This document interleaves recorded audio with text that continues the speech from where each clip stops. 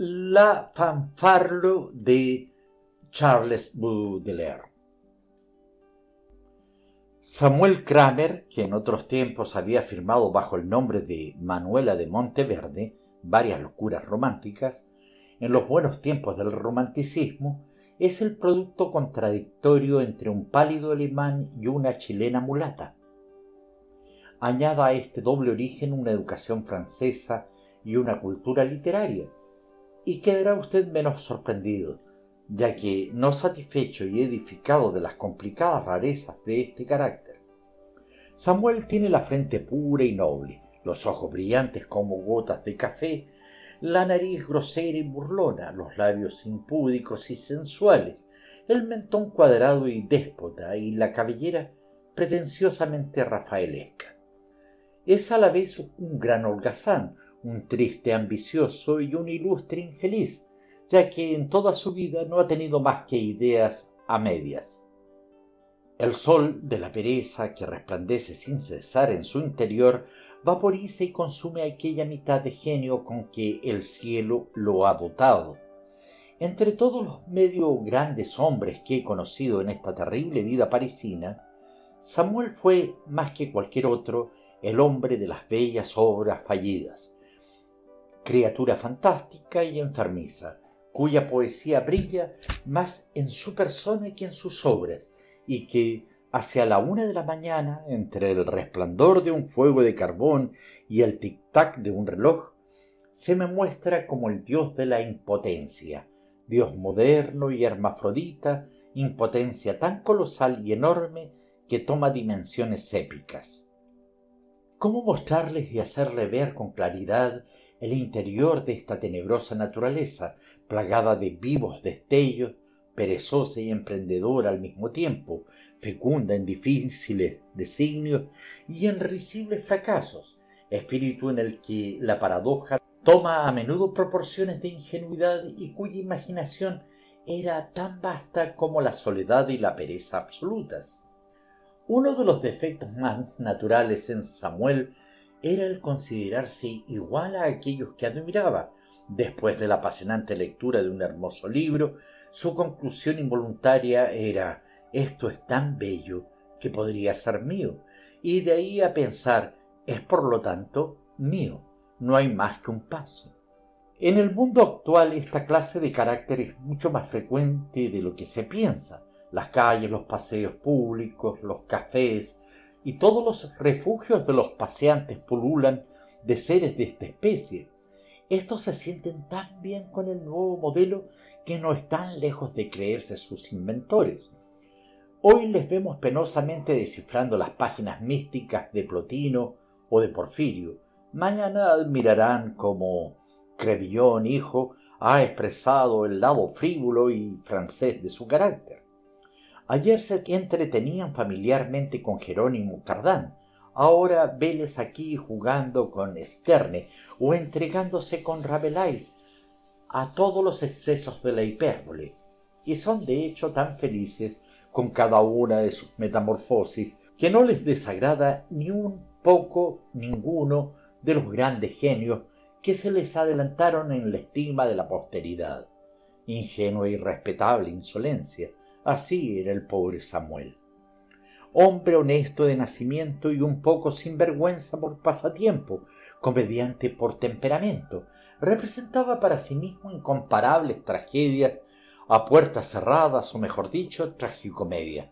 Ni bien se sentía rozado o acariciado por la alegría, teniendo que asegurarse primero de ello, nuestro hombre ensayaba risas y carcajadas.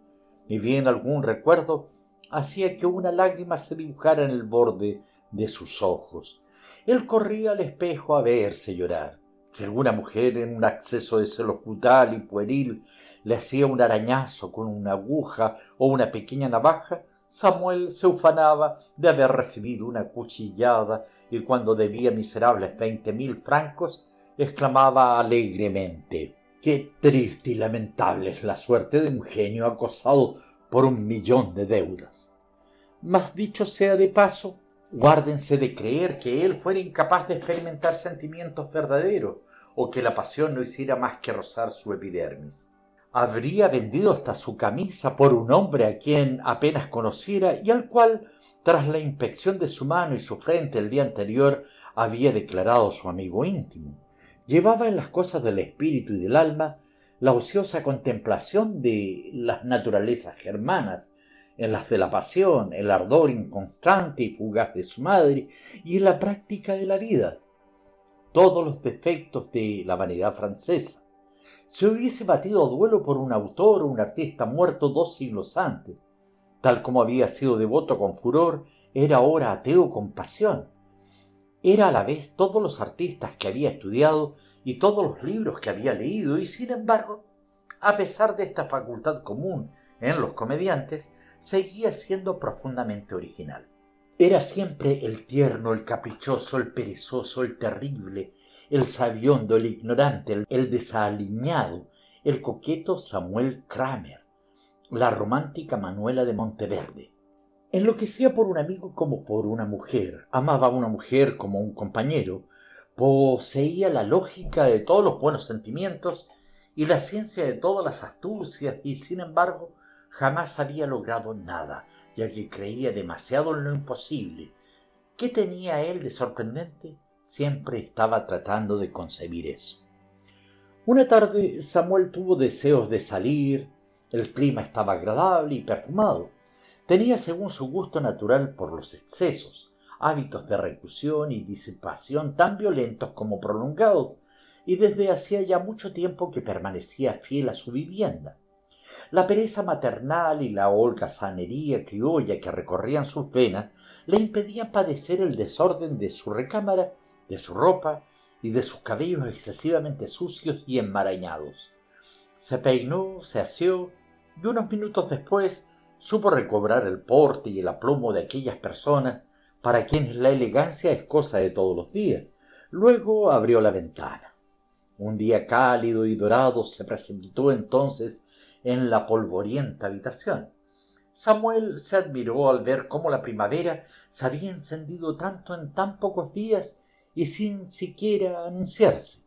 Un cálido aire impregnado de dulces aromas penetró su nariz, del cual una parte subió hasta su cerebro, llenándolo de ensueño y deseo, y la otra le removió libertinamente el corazón, el estómago y el hígado.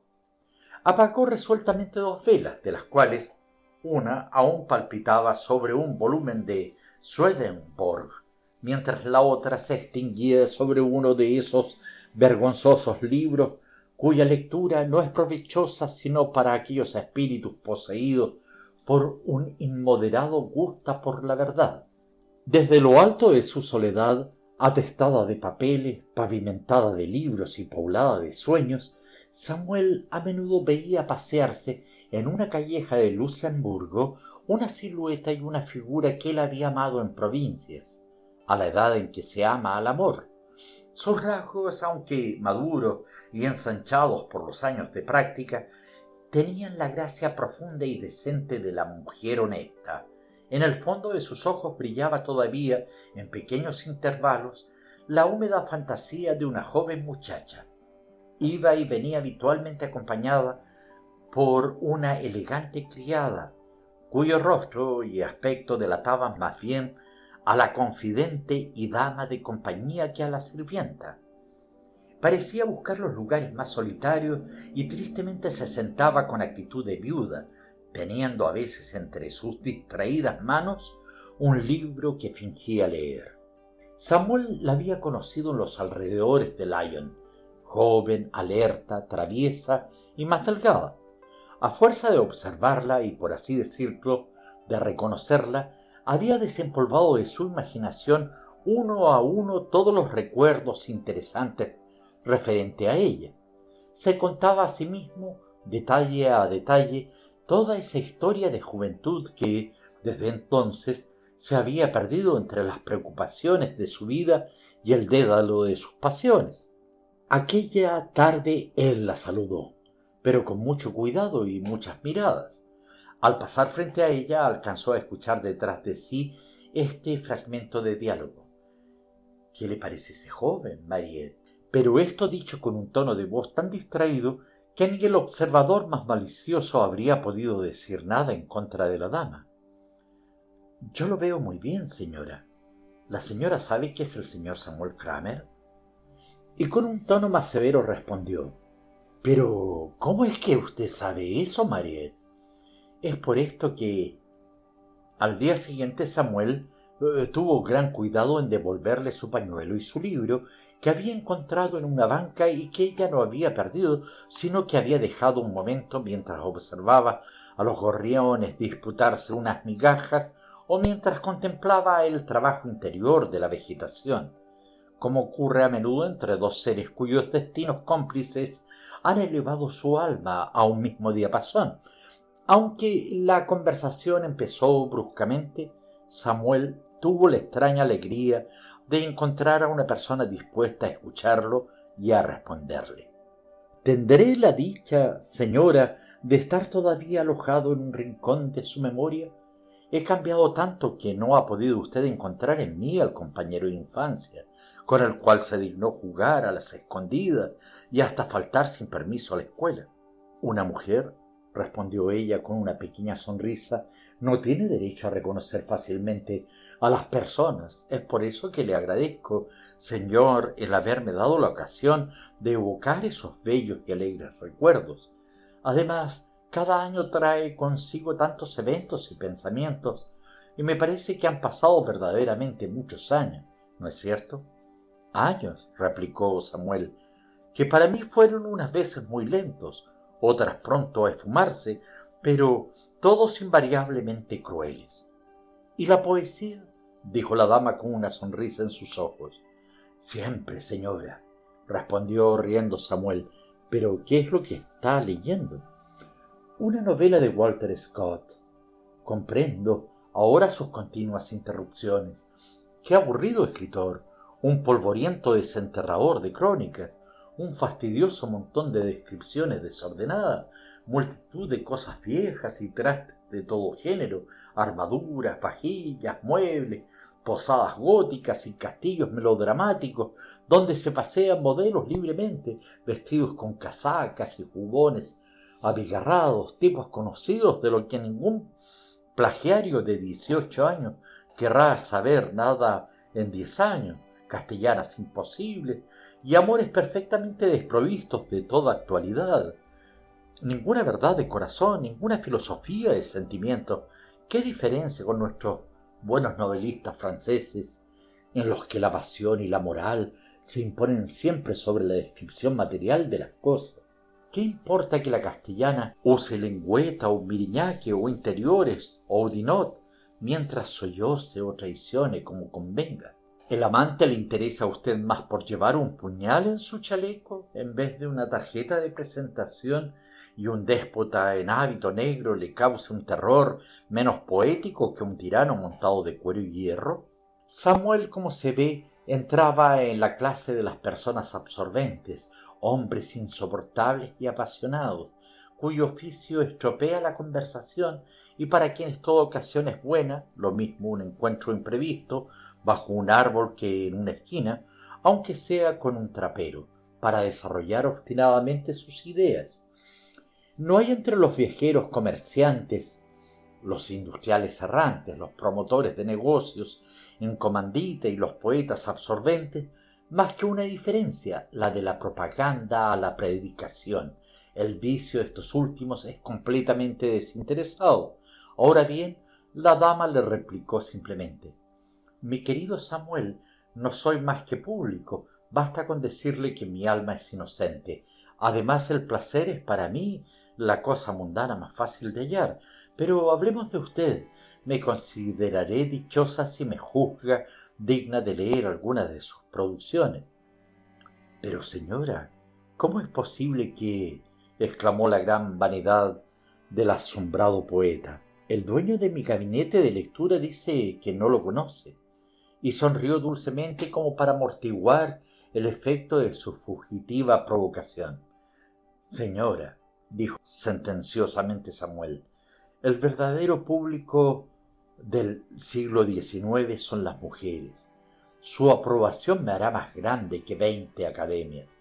Bueno, señor, Cuento con su promesa, Mariette. La sombrilla y la echarpe puede que se impacienten en casa.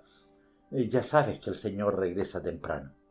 Le hizo un saludo graciosamente breve antes de marcharse, que no tenía nada de comprometedor y cuya familiaridad no excluía la dignidad.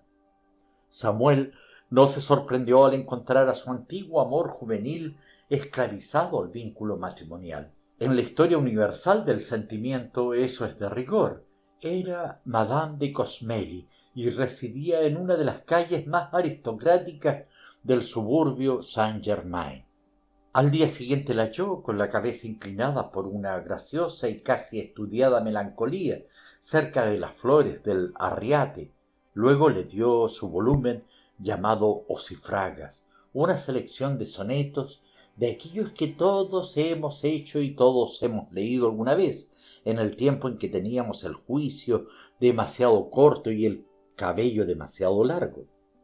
Samuel tenía gran curiosidad de saber si sus ocifragas habían cautivado el alma de aquella hermosa melancólica y de saber si los gritos de aquellos viles pájaros le habían hablado en su favor, pero días más tarde ella le dijo con un candor y una sinceridad desesperantes: Señor, no soy más que una mujer y por consiguiente mi apreciación no es gran cosa, pero me parece que los amores y las tristezas de los señores protagonistas de su libro no se asemejan casi en nada a las tristezas y a los amores de los otros hombres.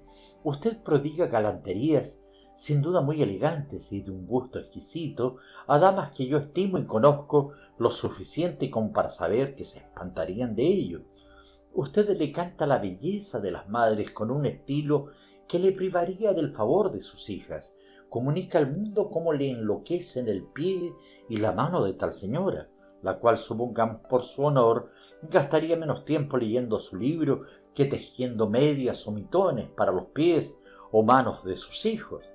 Por un contraste muy singular, y cuya misteriosa causa me es aún desconocida, guarda usted sus más místicos inciensos a extrañas criaturas que leen incluso menos que las mujeres. Además, desfallece platónicamente ante sultanas que dejan mucho que desear y que, a mi juicio, ante el delicado aspecto de un poeta, abren sus ojos tanto que asemejan animales despertando ante el sonido de un incendio. Aparte, ignoro el porqué de celebrar tanto los temas fúnebres y las descripciones anatómicas. Cuando se es joven, teniendo además un bello talento y todas las condiciones presumibles para la felicidad, me parece más natural regocijarse de la salud o del hombre honesto que ejercitarse en el anatema escuchando los murmullos de las ocifragas. He aquí lo que él le respondió: Señora, compadézcame, o mejor dicho, compadézcanos, ya que tengo muchos hermanos de mi clase. El odio a todos y a nosotros mismos nos ha conducido hacia esas mentiras. Es por la desesperanza de no poder ser nobles y bellos siguiendo los medios naturales que nos maquillamos tan extrañamente el rostro. Estamos tan ocupados en sofisticar nuestro corazón, hemos abusado tanto del microscopio para estudiar las repugnantes excrescencias y las vergonzosas verrugas que lo cubren, y que nosotros exageramos a gusto, que es imposible que hablemos el lenguaje de los otros hombres. Ellos viven por vivir y nosotros desgraciadamente vivimos para saber. El misterio está ahí. La edad no cambia más que la voz y no nos quita más que los dientes y el cabello.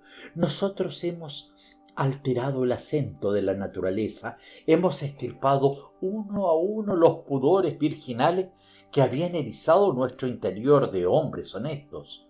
Hemos psicologizado como los locos que aumentan su locura al esforzarse en comprenderla. Los años no dejan inválidos más que a nuestros miembros y nosotros hemos deformado las pasiones. Desgraciados, 3 veces desgraciados, los débiles padres que nos hicieron raquíticos y lánguidos, predestinados como estamos a no engendrar más que hijos muertos.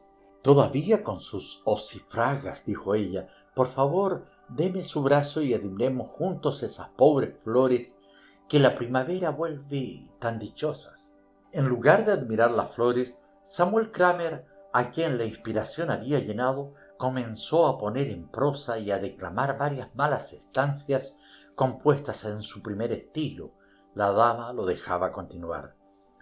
¿Qué diferencia y cuán poco queda del mismo hombre? Tan solo el recuerdo. Pero el recuerdo no es más que un nuevo sufrimiento. ¿Qué bellos tiempos aquellos en que la mañana jamás despertaba nuestras rodillas entumecidas o rotas por la fatiga de los sueños, donde nuestros ojos claros reían a toda voz, donde nuestra alma no razonaba, sino que vivía y jugueteaba, donde nuestros suspiros escapaban suavemente, sin ruido y sin orgullo? ¿Cuántas veces en el tiempo libre de la imaginación revivía una de esas hermosas tardes otoñales en que nuestras jóvenes almas hacían progresos comparables a los de los árboles que en un instante crecen varios codos? Entonces veo, siento, escucho, la luna despierta las grandes mariposas, el viento cálido abre las flores nocturnas, el agua de los grandes estanques duerme. Escuche en su espíritu los súbitos valses de aquel piano misterioso. El perfume de la tormenta entra por la ventana, es la hora en que los jardines se llenan de vestidos rosas y blancos que no temen mojarse. Los complacientes matorrales enganchan faldas fugitivas, el cabello castaño y los rizos rubios se mezclan turbulentamente. Lo recuerda aún, señora, enormes ruedas de heno en las que tan rápidamente descendíamos, la vieja nodriza tan lenta al perseguirla y la campana tan pronta a llamarla bajo el ojo vigilante de su tía en el gran comedor. Madame de Cosmel interrumpió a Samuel con un suspiro. Iba entonces a abrir su boca, sin duda para impedir que continúe, pero él ya había retomado la palabra. Pero lo más desolador, dijo él, es que todo amor tiene siempre un mal final, siendo tan malo como divino y alado fue al principio. No hay sueño, por ideal que haya sido, que no reencontremos con un niño glotón prendido en el pecho. No hay retiro ni casita encantadora y apartada que la piqueta no logre derribar. Y aún esta destrucción es totalmente material. Existe otra más despiadada y secreta aún que ataca las cosas invisibles. Imagine que en el momento en que usted se apoya sobre el ser de su elección y le dice: volemos tú y yo a buscar juntos el final del cielo, una voz implacable y seria se inclina a su oído para decirle que nuestras pasiones son falsas, que es nuestra miopía la que hace los rostros hermosos y nuestra ignorancia la que hace a las almas bellas, y que necesariamente llega el día en que el ídolo, al ser visto con claridad, no es más que un objeto, no de odio, sino de desprecio y de asombro. Se lo ruego, señor, dijo la señora Cosmeli. Se encontraba fuertemente emocionada. Samuel se dio cuenta que había tocado una antigua herida e insistió con crueldad. Señora, dijo, los saludables sufrimientos del recuerdo tienen sus encantos, y en esa embriaguez de dolor a veces encontramos alivio. Ante esta fúnebre advertencia, todas las almas leales se gritarían: Señor, recógeme de aquí con mi sueño intacto y puro. Quiero devolver a la naturaleza mi pasión con toda su virginidad y usar en otra parte mi corona inmarchitable. Además, los resultados de la desilusión son terribles. Los vástagos enfermos productos de un amor agonizante son el triste desenfreno y la repugnante impotencia, el desenfreno del espíritu, la impotencia del corazón, que hace que el uno no viva más que por curiosidad y que el otro muera cada día por lasitud.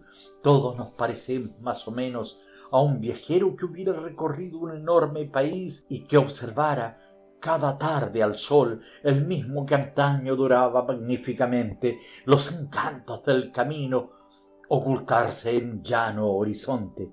Se sienta con resignación sobre sucias colinas cubiertas de vestigios desconocidos y dice a las fragancias de los helechos que en vano ascienden hacia el cielo vacío, a las escasas y desdichadas semillas que en vano germinan en suelo árido, a los pájaros que creen sus matrimonios bendecidos por alguien, que se equivocan al construir sus nidos en un páramo barrido por vientos fríos y violentos, retoma tristemente su camino hacia un desierto casi igual al que acabara de recorrer, escoltado por un pálido fantasma al que llamamos razón, que aclara con una pálida linterna la aridez de su camino y para aplacar la renaciente sed de pasión que de vez en cuando lo atrapa, le vierte el veneno del tedio. De pronto, al escuchar un profundo suspiro y un sollozo mal reprimido, se volvió a la señora de Cosmeli. Ella lloraba abundantemente y no tenía ya fuerzas para ocultar sus lágrimas.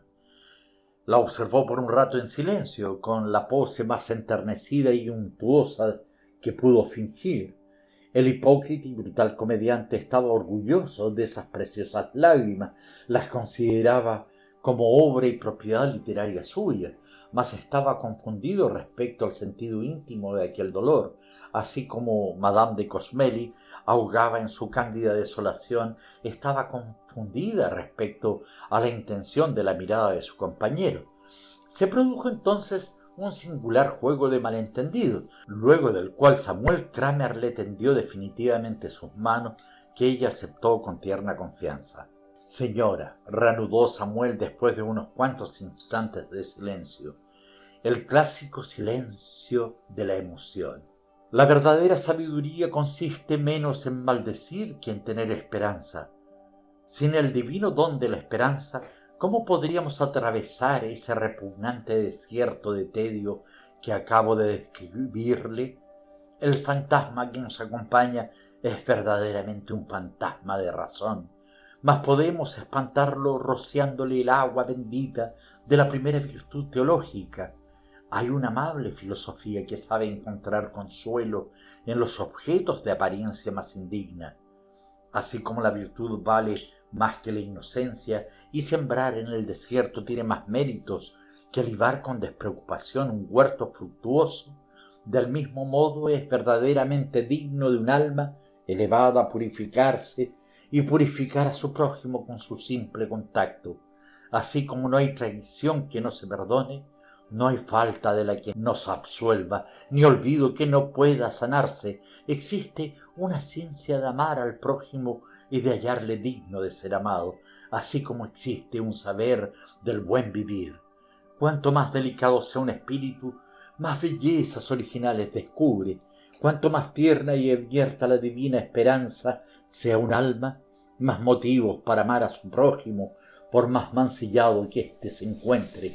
El alma halla, esto es obra de la caridad, y se ha visto a más de una contrita viajera, perdida en los áridos desiertos de la desilusión, reconquistar la fe y prendarse con más fuerza de aquello que había perdido con toda razón, al poseer ahora la ciencia de dirigir su pasión y la de su ser amado. El rostro de Madame de Cosmeli empezó lentamente a aclararse, su tristeza resplandecía de esperanza como un sol mojado, y apenas Samuel terminó su discurso, ella vivamente le dijo con el ingenuo ardor de un niño: ¿Es realmente cierto, señor, que eso sea posible? ¿Existen para los desesperados ramas de las que puedan sujetarse? Desde luego, señora. Me haría la más dichosa de las mujeres el que usted se dignara enseñarme su fórmula.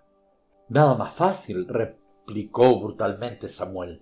En medio de este galanteo sentimental, la confianza había arribado y, en efecto, había unido las manos de los dos personajes. Tan pronto desaparecieron algunas hesitaciones y prudencias que a Samuel le parecieron de buen augurio.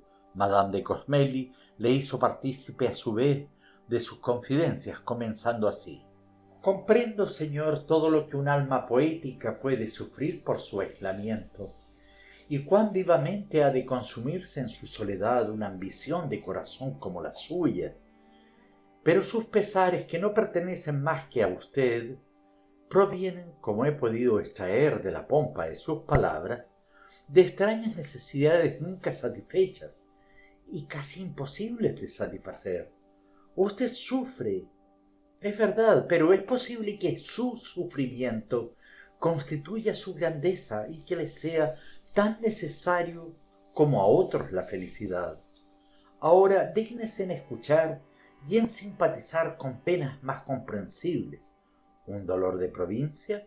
Espero de usted, señor Kramer, el sabio, el hombre espiritual, los consejos y, si es que es posible, la ayuda de un amigo. Usted sabe que en los tiempos en que me conoció yo era una pequeña niña buena, un poco soñadora ya, igual a usted, aunque tímida y muy obediente. No me miraba en el espejo tan a menudo como usted y siempre dudaba en comer o en guardarme en los bolsillos los duraznos y las uvas que usted audazmente robaba de las huertas de nuestros vecinos.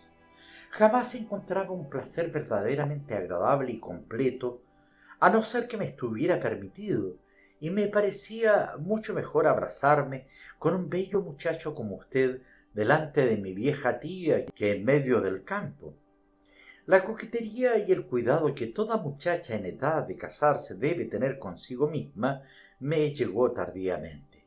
Ni bien supe tocar una romanza en el piano, se me vistió con más cuidado. Se me forzaba a mantenerme derecha, me hicieron practicar gimnasia y se me prohibió estropear mis manos plantando flores o criando pájaros. Se me permitió leer otras cosas a más de Berquín y empezaron a llevarme con portentosas vestimentas al teatro del lugar a ver malas óperas. Cuando el señor de Cosmeli vino al castillo, pronto sentí por él una viva amistad. Comparando su floreciente juventud con la vejez un poco irritable de mi tía, lo hallé de lo más noble y honesto, aparte de que usaba conmigo una galantería de lo más respetuosa. Además se citaban sus más bellos rasgos, un brazo roto en duelo por un amigo algo pusilánime que le había confiado el honor de su hermana, grandes préstamos a antiguos camaradas suyos sin fortuna. ¿Qué sé yo? Tenía con todo el mundo un aire de mando, a la vez afable e irresistible, que sin remedio me dominó. Como había vivido antes de llevar con nosotros la vida de castillo, había conocido otros placeres además de ir de casa conmigo o entonar virtuosas romanzas en mi mal piano. ¿Había tenido amantes? Ni supe nada ni pensé jamás en informarme. Empecé a amarlo con toda la credulidad de una joven muchacha que nunca tuvo tiempo de comparar y me casé con él, lo que hizo a mi tía muy feliz. Cuando fui su esposa ante Dios y ante la ley, lo amé incluso más, lo amé demasiado, sin duda. ¿Estaba en lo correcto o equivocada? ¿Quién podría saberlo? Estaba feliz por ese amor. Pero mi error fue creer que nada podía perturbarlo. ¿Lo conocía bien antes de casarme con él? No, sin duda. Pero no se puede condenar más por su elección imprudente a una honesta muchacha que desea casarse, que a una mujer de mala vida que ha tomado un amante innoble. La una y la otra, pobres desdichadas, son igualmente ignorantes. Les falta a esas pobres víctimas que llamamos mujeres en edad de casarse una abyecta educación, es decir, el conocer los vicios del hombre. Quisiera que cada una de esas pobres chiquillas, antes de someterse al vínculo matrimonial, pudiera escuchar en algún lugar secreto, sin ser vistas, a dos hombres discutir entre ellos sobre las cosas de la vida, sobre todo de mujeres. Después de esta primera y temible prueba, ellas podrían entregarse con menos peligro a las terribles suertes del matrimonio, conociendo las virtudes y debilidades de sus futuros tiranos. Samuel no sabía exactamente a dónde quería llegar la encantadora víctima, mas se dio cuenta de que hablaba demasiado de su marido como para ser una mujer desilusionada. Después de una pausa de algunos minutos, como si temiera abordar el hecho funesto, Madame de Cosmeli prosiguió de esta forma. Un día el señor de Cosmeli quiso volver a París. Hacía falta que yo resplandeciera y que me ubique a la altura de mis méritos. Una mujer bella e instruida, decía él, se debe a París, tiene que saber actuar delante del mundo y dejar caer algunos rayos de su encanto sobre su marido. Una mujer de espíritu noble y de sentido común sabe que no puede esperar gloria alguna a no ser una parte de la de su compañero de viaje, que ella sirve las virtudes de su marido y sobre todo que no puede ser respetada si no lo sabe hacer respetar. Sin duda, este era el medio más sencillo y seguro de hacerse obedecer casi con alegría, de saber que mis esfuerzos y mi obediencia me embellecerían a sus ojos. Seguramente no hacía falta tanto para decidirme a abordar a aquel terrible París, al que instintivamente temía y cuyo negro y deslumbrante fantasma, erigido en el horizonte de mis sueños, oprimía mi pobre corazón de novia. Aquel parecía, al escucharle, el verdadero motivo de nuestro viaje. La vanidad de un marido hace la virtud de una mujer enamorada. Tal vez se mentía a sí mismo con una especie de buena fe y engañaba a su conciencia sin darse demasiada cuenta de ello. En París tuvimos días reservados para nuestros íntimos, de los que a la larga el señor de Cosmeli se aburría, tal y como se había aburrido de su esposa. Tal vez se había hartado un poco de su mujer, ya que ella sentía demasiado amor y ponía su corazón por delante de todo. De sus amigos se hartó por la razón contraria. Ellos no tenían nada que ofrecerle a no ser el placer de las conversaciones monótonas en las que la pasión no ocupaba lugar alguno. Desde entonces su actividad tomó otro rumbo. Después de los amigos vinieron los caballos y el juego, el murmullo del mundo y la visita de aquellos que descansaban sin trabas y que sin cesar le contaban los recuerdos de una loca y ocupada juventud. Lo alejaron de las largas conversaciones hogareñas y de su sitio junto al fuego. Él, que jamás había tenido otro asunto que su corazón, tuvo varias distracciones. Rico y sin profesión, supo crearse multitud de ocupaciones renuentes y frívolas que ocupaban todo su tiempo. Las preguntas conyugales: ¿a dónde vas? ¿A qué hora te veremos? ¿Regresa pronto? Tuve que reprimirlas en el fondo de mi pecho, ya que la vida inglesa, asesina de todo corazón, la vida de los clubes y de los círculos, lo había absorbido por completo. El cuidado exclusivo de su persona y el dandismo que destilaba ante todo me chocaron, pues era evidente que yo no era el motivo. Yo quería ser como él, estar más bella, quiero decir coqueta, coqueta para él, como lo era él para el mundo. Antes yo ofrecía todo, lo daba todo. A partir de entonces quise hacerme rogar. Quería reanimar las cenizas de mi extinta felicidad, agitándolas y revolviéndolas, pero al parecer yo era poco hábil para la astucia y bastante torpe para el vicio, ya que no se dignó ni en percibirlo. Mi tía, cruel como todas las mujeres viejas y envidiosas, que son reducidas a admirar un espectáculo del que antaño fueron protagonistas y a contemplar alegrías inaccesibles para ellas, puso gran esmero en hacerme saber, por medición interesada de un primo del señor de Cosmeli, que él se había enamorado de una actriz muy en boga y aclamada. Me hice entonces llevar a todos los espectáculos y cada vez que veía entrar en escena a alguna mujer medianamente bella, temblaba al imaginar en ella a mi rival. Finalmente me enteré, por caridad del mismo primo, que se trataba de la Fanfarlo, una bailarina tan hermosa como tonta. Usted, que es autor, sin duda la conoce. Yo no soy ni muy vanidosa ni muy orgullosa de mi figura, pero se lo juro, señor Kramer, que repetidas veces por la noche, a eso de las 4 o 5 de la mañana, cansada de esperar a mi marido, con los ojos rojos por los llantos y el insomnio, luego de largos y suplicantes ruegos por su retorno a la fidelidad y al deber, le pregunté a Dios, a mi conciencia y a mi espejo, si yo era tan bella como esa miserable fanfarlo. Mi espejo y mi conciencia respondieron que sí. Dios me ha prohibido vanagloriarme de ello, pero no de tomarlo como una legítima victoria. ¿Por qué entre dos mujeres de igual belleza los hombres prefieren la flor que ha sido respirada por todos en vez de la que ha sido escondida de los pasantes entre los más oscuros senderos del jardín conyugal? ¿Por qué las mujeres pródigas de sus cuerpos, tesoro del cual un solo sultán debe tener la llave, más admiradores que nosotras, las infelices mártires de un único amor? ¿De qué mágico encanto el vicio aureola a ciertas mujeres? Responda usted que, por su estado, de seguro conoce todos los sentimientos existentes, así como sus diversos orígenes. Samuel no tuvo tiempo de responder, pues ella ardientemente continuó. Pero al señor de Cosmeli le pesarán sobre su conciencia faltas muy graves. Eso sí, la pérdida de un alma joven y virgen interesa al Dios que la crió para dicha de otra.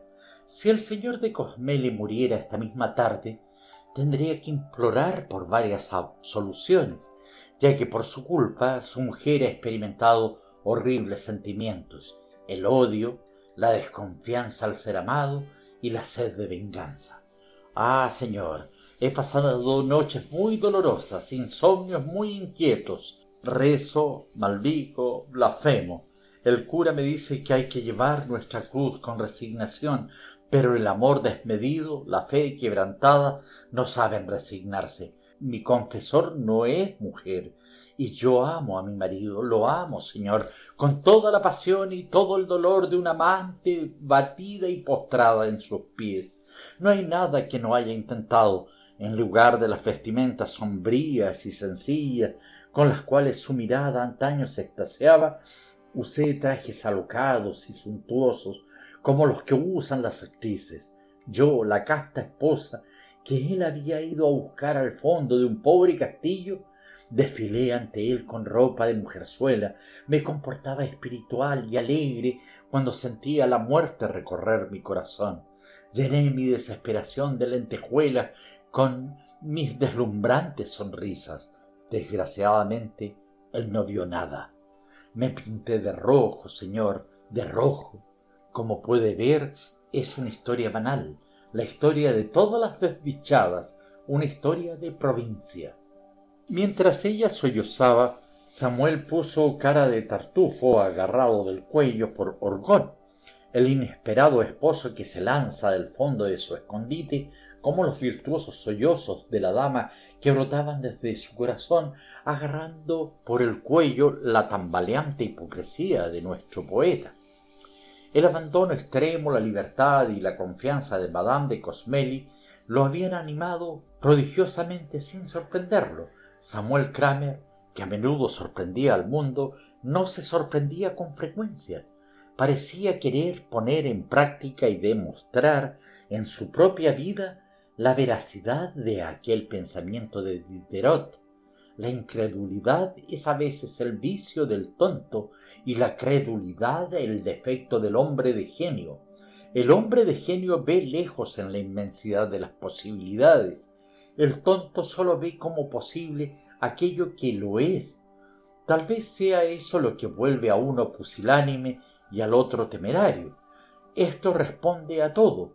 Varios lectores escrupulosos y amantes de la verdad verosímil tendrán sin duda mucho que replicar en contra de esta historia, en la que, sin embargo, no tuve más que cambiar los nombres y acentuar ciertos detalles. Como dirán ellos, Samuel, un poeta de mal tono y costumbres reprochables, pudo abordar tan prestamente a una mujer como Madame de Cosmeli. ¿Cómo pudo volcar la conversación de una novela de Scott a un torrente de poesía romántica y banal?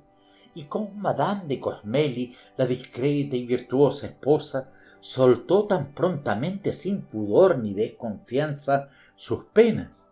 A lo que yo respondo que Madame de Cosmeli era tan simple como una hermosa alma y que Samuel era tan audaz como las mariposas, los abejorros y los poetas. se arrojaba sobre todas las llamas y entraba por todas las ventanas.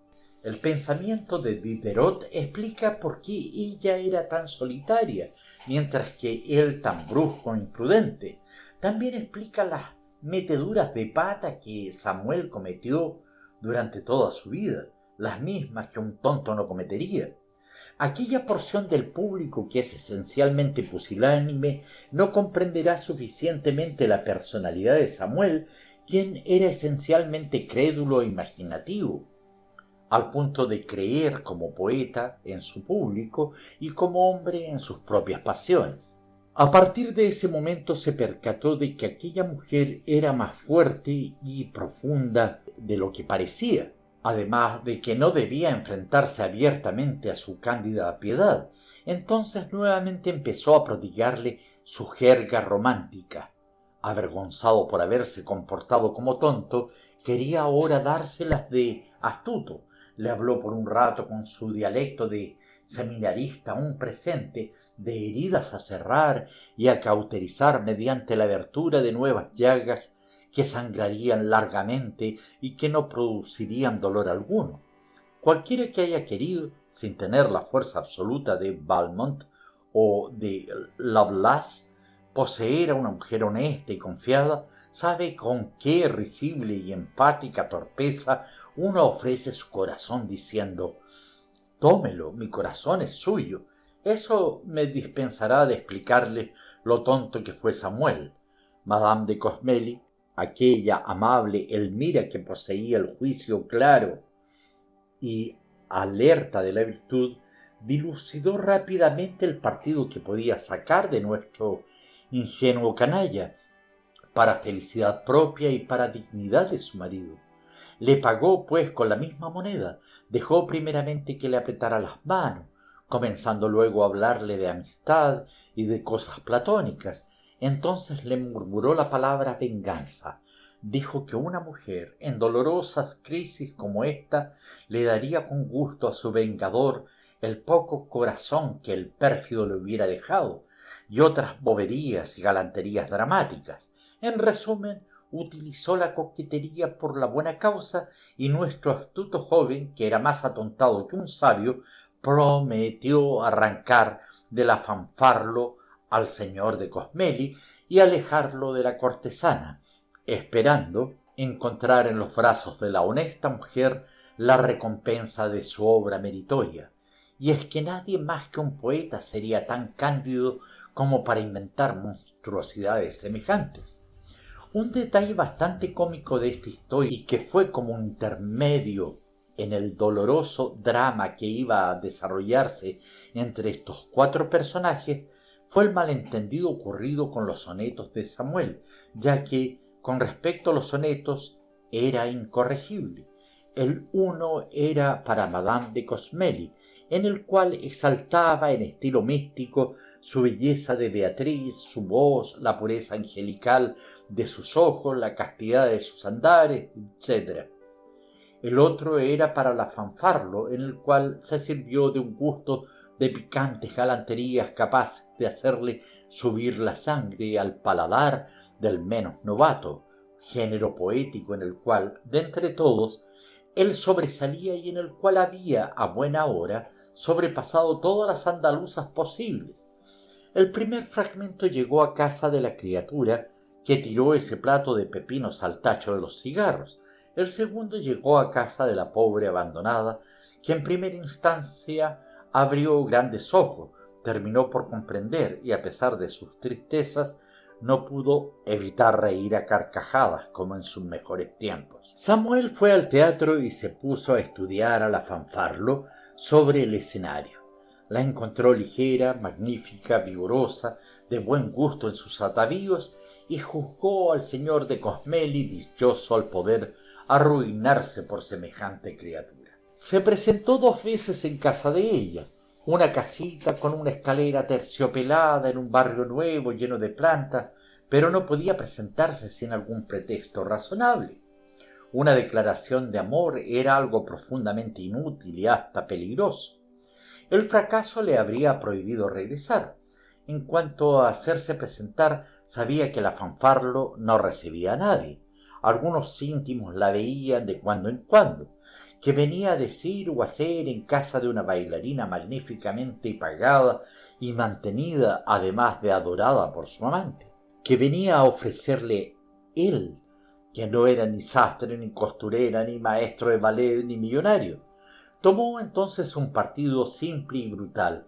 Debía ser que la fanfarlo viniese hasta él. En aquella época los artículos de elogio y crítica tenían mucho más valor que ahora. Las facilidades del folletín, como decía recientemente un valiente abogado en un proceso tristemente célebre, eran mucho mayores que hoy en día. Como ciertos talentos habían capitulado ya ante los periodistas, la insolencia de aquella juventud despistada y aventurera no conocía límites. Así emprendió Samuel, el que no sabía ni jota de música, la especialidad de los teatros líricos. Desde entonces, la fanfarlo fue semanalmente difamada al pie de un importante periódico. No se podía decir ni suponer que ella tuviera la pierna, el tobillo o la rodilla mal tornados. Los músculos jugaban bajo la media y todos los binoculares hubieran gritado ante alguna blasfemia.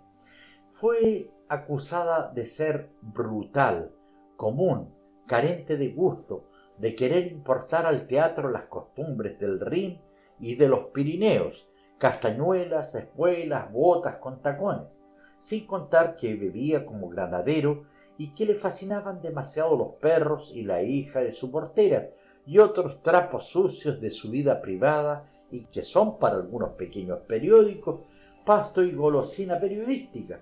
Se le oponía con aquella táctica común en los periodistas que consiste en comparar cosas incomparables, una dama etérea, siempre vestida de blanco y de la que castos movimientos dejaban a todas las conciencias en reposo. Algunas veces la fanfarlo gritaba y reía muy alto hacia el patio de butacas al acabar un salto sobre las candilejas. Hasta osaba caminar mientras danzaba. Nunca usaba insípidos vestidos de gasa, de aquellos que dejan ver todo y no dejan adivinar nada. Le encantaban las telas que hacen ruido, las blusas de saltimbanqui, las faldas largas, crujientes, con lentejuelas y adornos de hojalata, que hay que levantar muy alto con la rodilla. Al bailar no usaba aros, sino pendientes, e incluso osaría decir lustres. Con gusto llevaría atadas a la parte baja de su falda multitud de pequeñas muñecas extrañas, como hacen las viejas bohemias que adivinan la suerte de una manera amenazante y que se encuentran en el sur, en los arcos de las ruinas romanas.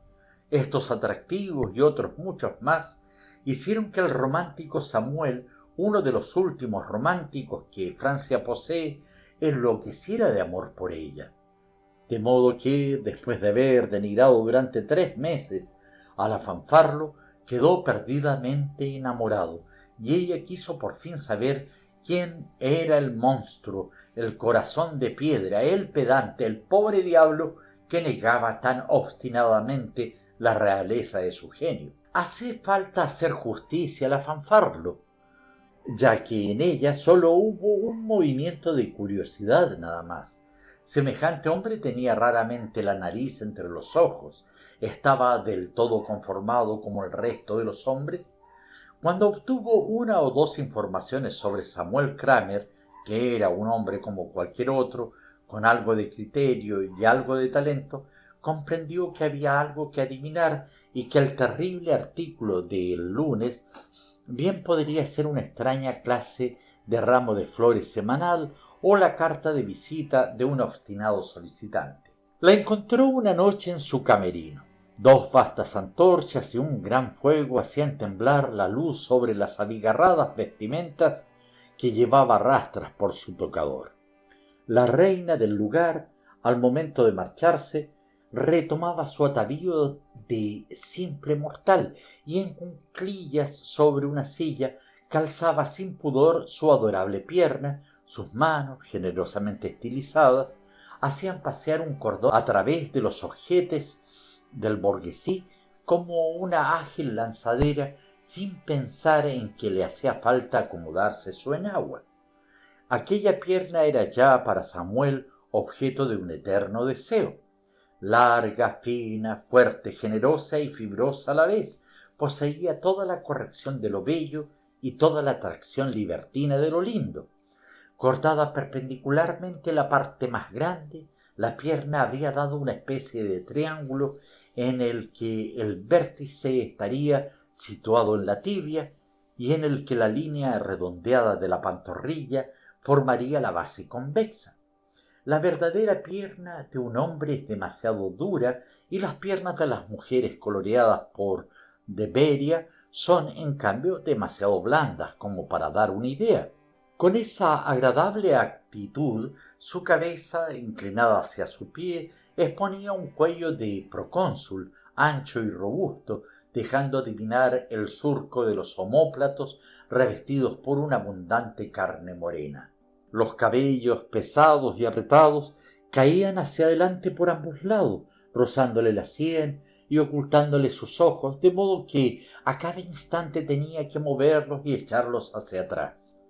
Una traviesa y encantadora impaciencia, como la de un niño malcriado que decide que algo no debe ir tan rápido, removía a toda la criatura, incluyendo su vestimenta, y revelaba a cada instante nuevos puntos de vista y nuevos efectos de líneas y de colores. Samuel se detuvo con respeto, o fingió detenerse con respeto, ya que con ese diablo de hombre el gran problema siempre es saber dónde comienza el comediante. «Oh, aquí está el señor», le dijo ella sin molestarse, aun cuando le habían prevenido unos minutos antes de la visita de Samuel. «Tiene algo que preguntarme, ¿no es verdad?». La sublime impudicia de estas palabras fue directo al corazón del pobre Samuel. Había charlado como un loro romántico durante 8 horas con Madame de Cosmeli. En cambio aquí respondió tranquilamente: «Sí, señora», y las lágrimas llenaron sus ojos. Esto fue un éxito rotundo. La fanfarlo sonrió. «¿Pero qué bicho le picó, señor, para atacarme de tal manera? ¡Qué horrible profesión!». «Horrible, en efecto, señora. Es que la adoro». «Me lo imaginaba», replicó la fanfarlo, «pero usted es un monstruo. Esa táctica es abominable. Pobres de nosotras las mujeres», acotó riendo. «Flore, trae mi brazalete y usted deme el brazo hasta mi coche y dígame qué le pareció mi actuación de esta noche». Caminaron así, tomados del brazo como dos viejos amigos. Samuel la amaba, o al menos sentía su corazón sacudirse fuertemente. Su comportamiento tal vez había sido singular, pero al menos esta vez no había sido ridículo. En medio de su regocijo casi olvida avisar a Madame de Cosmeli de su éxito y así llevar una esperanza a su hogar desierto. Unos días después, la fanfarlo interpretaba a Colombina en una vasta pantomima hecha para ella por personas de genio. Aparecía gracias a una agradable sucesión de metamorfosis en los personajes de Colombina, de Margarita, de Elvira y de Ceferina, y recibía, alegrándose lo más posible, los besos de varias generaciones de personajes tomados de varios países y de diversas literaturas. Un gran músico había aceptado hacer una fantástica partitura apropiado para la rareza del tema. La fanfarlo se turnó a ser decente, mágica, loca, jovial. Fue sublime en su arte, tan comediante con las piernas como bailarina con los ojos.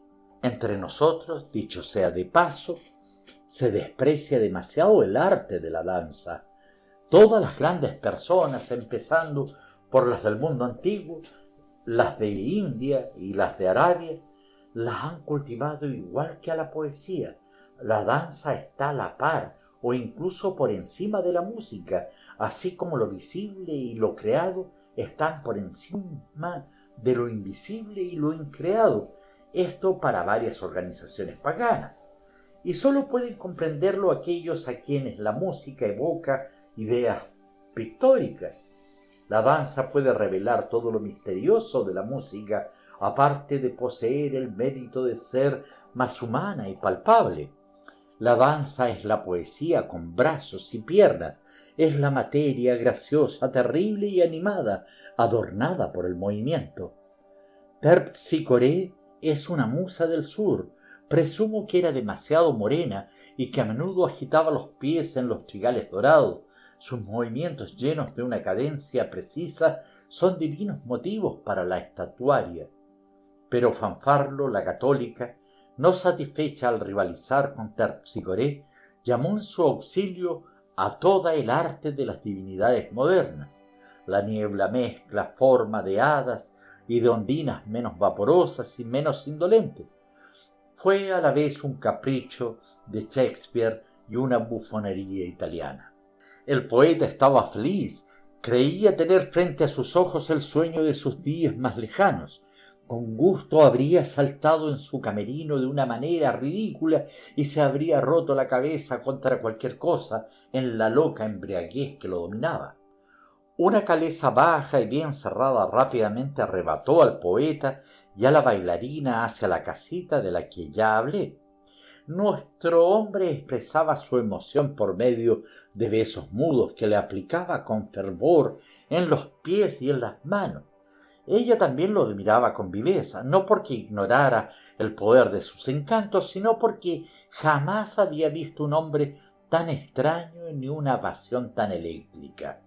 El día estaba oscuro como una tumba y el viento, meciendo montones de nubes, descargaba con sus sacudidas un fuerte chaparrón de granizo y lluvia.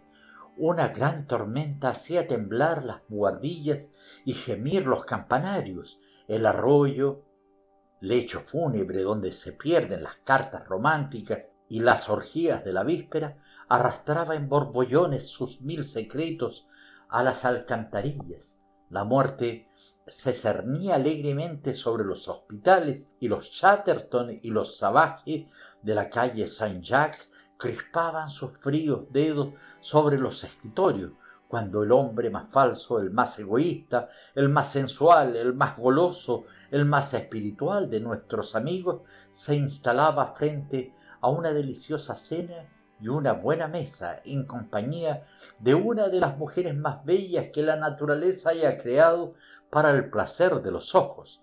Samuel quiso abrir la ventana para echar una mirada triunfante sobre la maldita ciudad.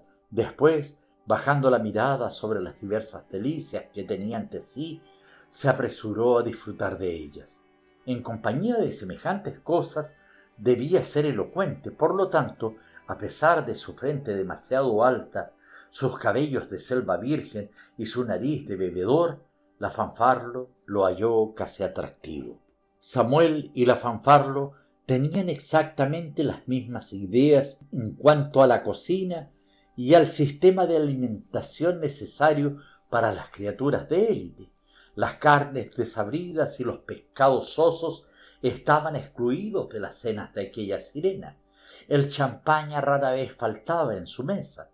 Los burdeos más famosos y más perfumados cedían el paso al pesado y cargado batallón de los Borgoñas, de los vinos de Auvergne, de Anjou o del mediodía, y a los vinos extranjeros, alemanes, griegos y españoles. Samuel tenía la costumbre de decir que un vaso de buen vino debía asimilarse a un racimo de uvas negras y que debía haber tanto para comer que como para beber. La Fanfarlo gustaba de las carnes poco cocidas y de los vinos que embriagaban.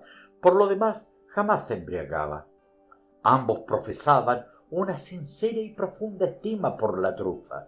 La trufa, esa vegetación sorda y misteriosa de Cibeles, esa sabrosa enfermedad que ha ocultado en sus entrañas más tiempo que el metal más precioso, esa exquisita materia que desafía la ciencia del agrónomo, como el oro desafía la de Paracelso, la trufa que marca la diferencia entre el mundo antiguo y el moderno, y que ante un vaso de chío crea el mismo efecto que varios ceros después de una cifra.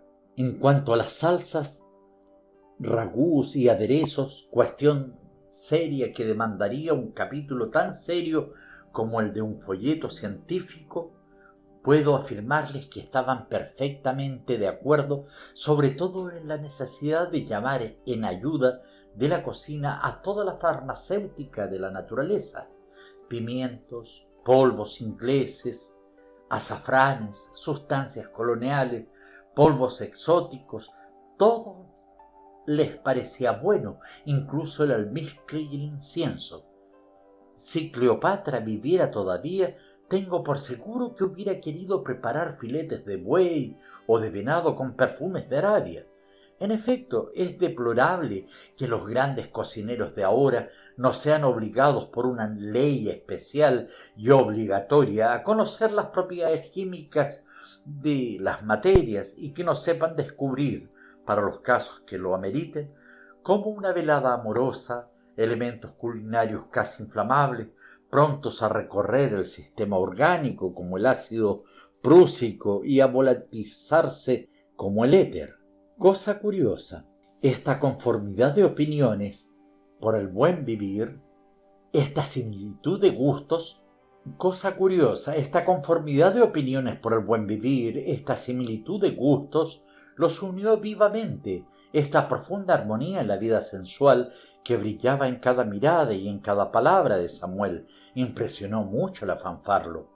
Su palabra, unas veces brutal como una cifra, otras delicada y perfumada como una flor o una bolsa de lavanda, y aquella extraña forma de conversar de la que sólo él conocía el secreto, le permitieron ganarse los favores de aquella encantadora mujer. Por lo demás, al inspeccionar la recámara de la fanfarlo, descubrió, no sin una viva y profunda satisfacción, una perfecta confraternidad de gustos y sentimientos en lo referente al amueblamiento y a la construcción de interiores. Kramer odiaba profundamente, y a mi parecer tenía toda la razón, las grandes líneas rectas en materia de apartamentos y la arquitectura importada en los hogares domésticos. Los vastos salones de los viejos castillos me dan miedo y compadezco a las señoras que estaban obligadas a hacer el amor en esos gigantescos dormitorios que parecían más bien cementerios, en esos grandes catafalcos que se hacían llamar camas, en esos grandes monumentos que tomaban el seudónimo de sillones.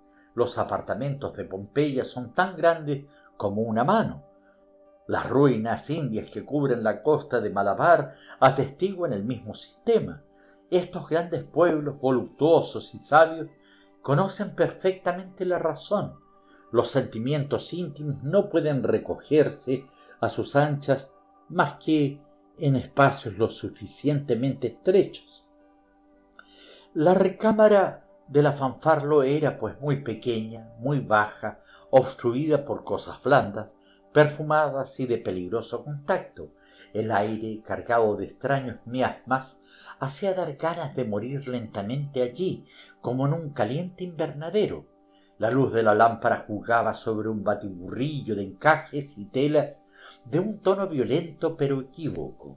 Aquí y allá, sobre las paredes, aquella luz iluminaba algunas pinturas llenas de voluptuosidad española, carnes extremadamente blancas sobre fondos sumamente negros. Era el fondo de aquel encantador tugurio que tenía a la vez aire de lugar maligno y de santuario, donde Samuel vio avanzar hacia él a la nueva diosa de su corazón en el radiante y sagrado esplendor de su desnudez.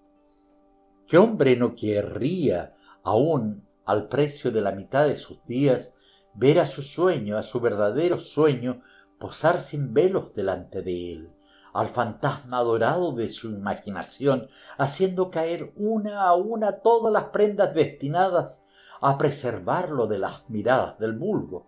Pero he aquí que Samuel, arrebatado por un extraño capricho, se puso a gritar como un niño mimado: quiero a Colombina, devuélvemela tal y como se me presentó la noche en que me enloqueció con su caprichoso atavío y su corpiño de saltimbanqui.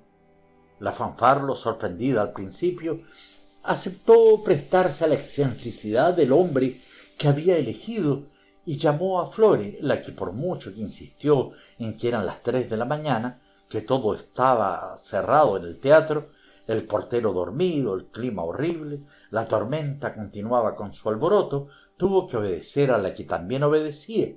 La sirvienta salía cuando Kramer, presa de una nueva idea, se guindó por la ventana y gritó con voz de trueno: «¡Hey! ¡No olvides el lápiz labial!».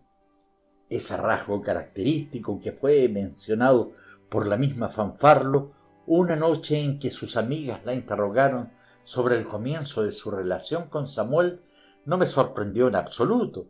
Pude reconocer claramente en él al autor de Las Ocifragas, Siempre amará el carmín y el albayalde, la crisocola y los oropeles de toda clase. Con gusto cambiaría de color los árboles y el cielo, y si Dios le hubiera confiado el plan de la naturaleza, quizás lo habría arruinado.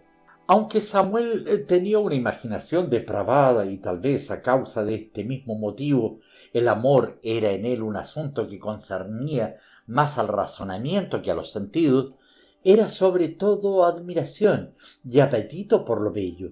Consideraba a la reproducción como un vicio del amor y al embarazo como una enfermedad de araña. En alguna parte escribió: «Los ángeles son hermafroditas y estériles». Amaba al cuerpo humano como una armonía material, como una bella arquitectura a la que se añade movimiento, y ese materialismo absoluto no estaba lejos del idealismo más puro. Pero como en lo bello, que es la causa del amor, según él había dos elementos, la línea y el atractivo, y como todo esto se refiere a la línea, el atractivo para él, al menos aquella noche, era el lápiz labial. La Fanfarlo resumía para él la línea y el atractivo, y cuando sentada en el borde de la cama, en la despreocupación y la calma victoriosa de la mujer amada, con las manos posadas delicadamente sobre él, la miraba. Le parecía ver el infinito detrás de los ojos claros de aquella belleza, y sentía que los suyos a la larga planeaban sobre inmensos horizontes. Por lo demás, como sucede a los hombres excepcionales, a menudo estaba solo en su paraíso, ya que nadie podía evitarlo con él. Y si, por casualidad, él la raptaba y la traía casi a la fuerza, ella se quedaba siempre atrás, por lo que, bajo el cielo en que él reinaba, su amor comenzaba a estar triste y enfermo de melancolía del azul, como un rey solitario. Sin embargo, jamás se aburrió de ella, jamás al abandonar su reducto amoroso, andando ligeramente sobre la acera bajo el fresco aire de la mañana, probó aquella diversión egoísta del cigarrillo y las manos en los bolsillos de la que nos habló en alguna parte nuestro gran novelista moderno. A falta de corazón, Samuel tenía una inteligencia noble y en lugar de ingratitud el deleite había engendrado en él esa conformidad deliciosa, ese ensueño sensual, que tal vez valga más que el amor tal como lo ve el vulgo. Por lo demás, la Fanfarlo dio lo mejor de ella y le procuró sus más hábiles caricias, dándose cuenta que el hombre valía la pena. Se había acostumbrado a ese lenguaje místico, saturado de impurezas y crudezas enormes. Aquello tenía al menos al atractivo de la novedad. La súbita pasión de la bailarina había causado un escándalo. Hubo varias cancelaciones de espectáculos. La Fanfarlo descuidó sus ensayos. Muchos envidiaban a Samuel.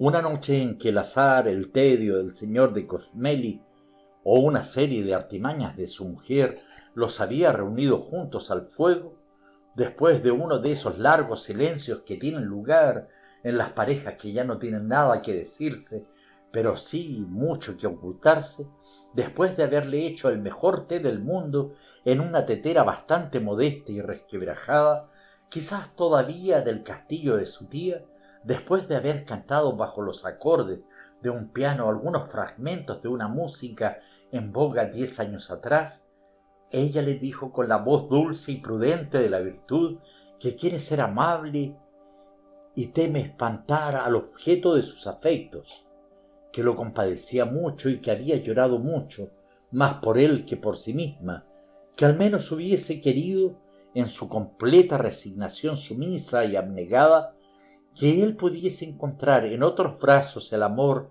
que ya no le pedía a su mujer, que había sufrido más al verlo caer que al verse abandonada, que además gran parte de la culpa era suya por haber descuidado sus deberes de tierna esposa, al no haber advertido a su marido del peligro, que por lo demás ella estaba dispuesta a cerrar esa herida sangrante y a reparar ella sola la imprudencia de ambos, etc.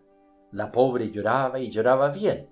El fuego iluminaba sus lágrimas y su rostro se embellecía con su dolor. El señor Cosmeli no dijo ni una palabra antes de salir.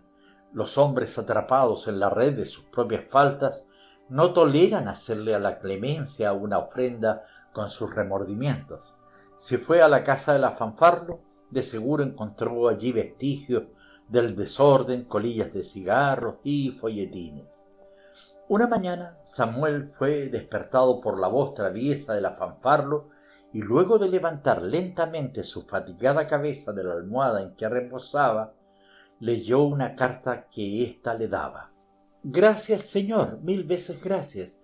Mi felicidad y mi reconocimiento le serán bien retribuidos en un mundo mejor.